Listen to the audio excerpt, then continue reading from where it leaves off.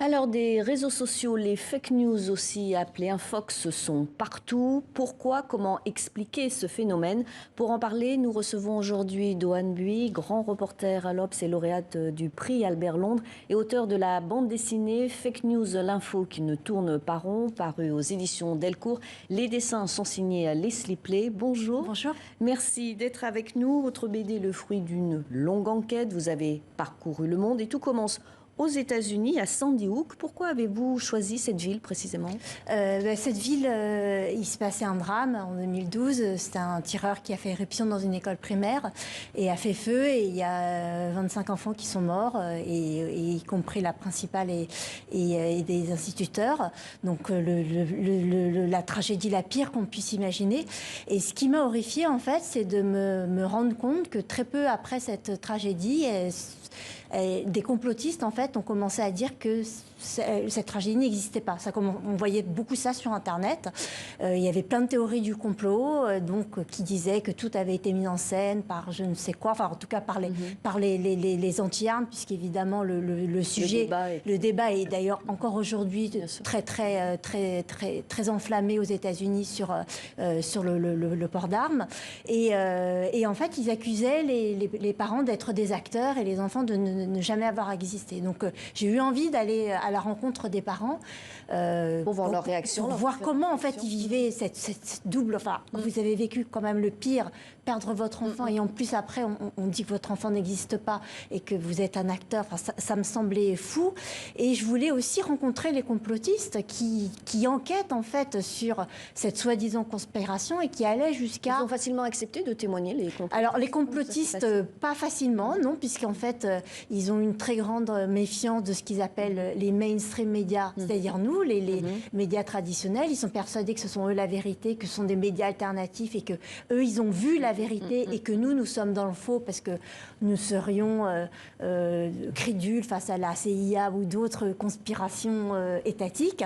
Et donc certains par exemple n'acceptaient de me voir que si je les payais, donc j'ai dit non.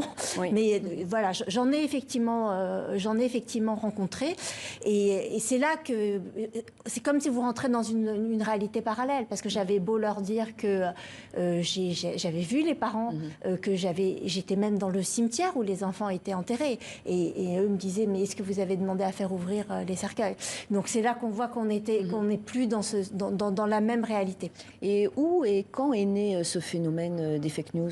Alors les fake news, ça a des siècles, on pourrait dire, si on pourrait remonter à la Révolution, il y avait déjà des fake news contre Marie-Antoinette, où on disait voilà, l'affaire du collier, on l'accusait des pires orgies à Versailles, et ça marchait très bien. Il ne faut jamais oublier que quand on dit fake news, c'est lié à l'audience, et on produit des fake news parce qu'on clique dessus, et parce que finalement ça permet de rapporter de l'argent. Donc il y a toujours eu des fake news.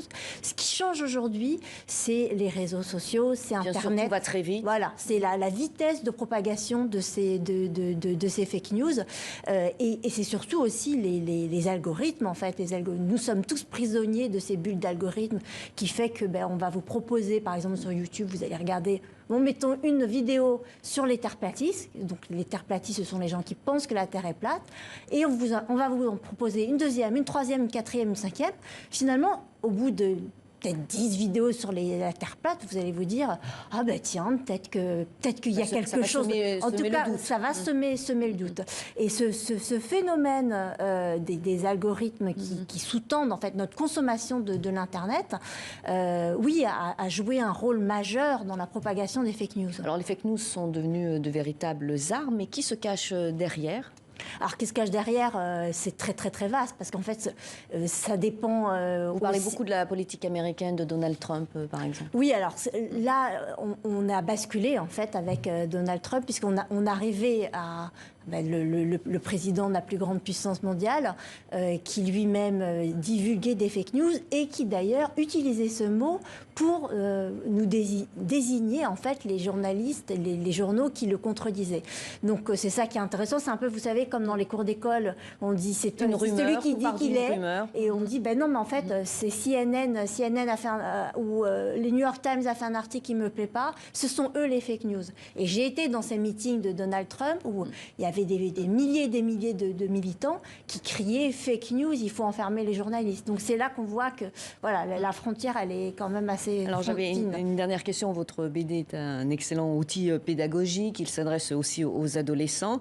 Et vous êtes également engagé dans une association qui intervient dans les collèges et les lycées. Vous parlez des journalistes et des médias. Comment en parlez-vous? Oui, alors donc je suis bénévole dans cette association qui s'appelle Entre les lignes. Donc les professeurs et les collèges, les établissements peuvent s'inscrire pour faire. Donc ce sont des journalistes du groupe Le Monde, de l'AFP et de l'Obs qui interviennent.